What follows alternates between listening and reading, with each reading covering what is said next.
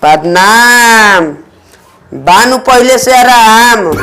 हाँ कबूतर भाई, हमारा बा कौन काम? लिया के आइल बनी लड़की के बाप के। अपन लड़का बुला दो, देख ले सोच ले हर बात के। बोला दे तनी एक क्षण में। ए बबुआ लॉलीपॉप, मीठा पान ले हो। पान ना? अरे पान ना भाई, मीठा पानी मंगनी। हाँ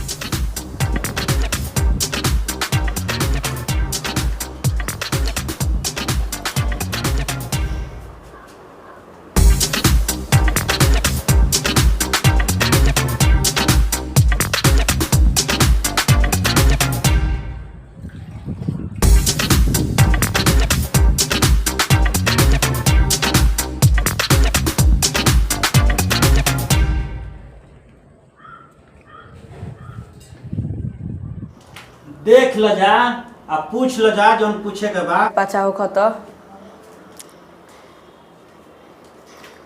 लड़का तो ठीके बा।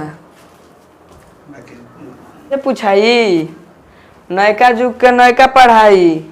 बबुआ तारा मोबाइल में का बुझाई? इंस्टाग्राम ट्विटर चलाइला, यूट्यूब से कमाए वाला वीडियो बनाइला, जब तक फ्री फायर खेल जाइला। लड़का तो ठीके ठाक बा। बबुआ कोना में कितना कमाई बा?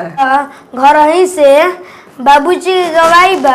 अभी क्या बताई कि कोना में क्या कमाई बा। जोश लड़का ठीक ठाक बा नु? हाँ कबूतर भाई, लड़का तो ठीके बा। अब बबुआ तारा का चाहिए? हमरा गैलेक्सी S23 अल्ट्रा मोबाइल चाहिए। चल जा, नाश्ता पानी कर लिया होटल में। ना जाए दी। चाट तनी बनाओ तो 3 प्लेट झट दे, अलग फट दे। चाट तीखा रही कि मीठा रही बतावा फट सु। अरे ना भाई, समधि के गाँव फटे लगी फट दे। ना तीखा ना चाहिए।